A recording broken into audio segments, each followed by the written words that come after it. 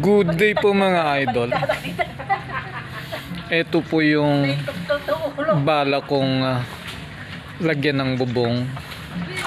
Halos nakapadir na rin na ang paligid niya.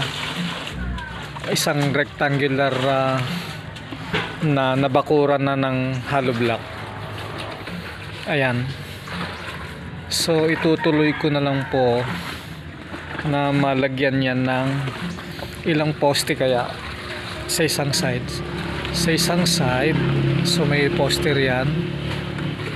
Tapos pangalawang poste.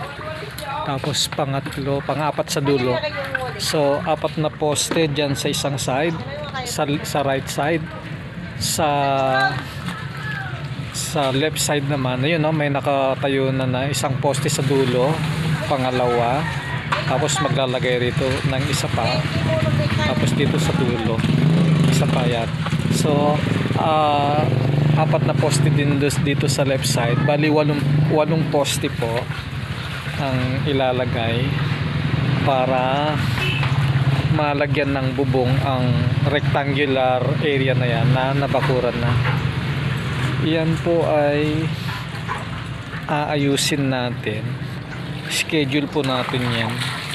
Ang ganda po ng nabakuran na ito na area na pwede natin gawing shop dahil nasa gilid lang po ng bahay natin yan.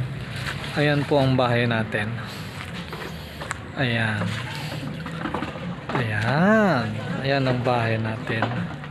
So nasa left side lang ng bahay natin ang area na to na lalagyan natin ng bubong. Yun lang po. Salamat. Bye bye.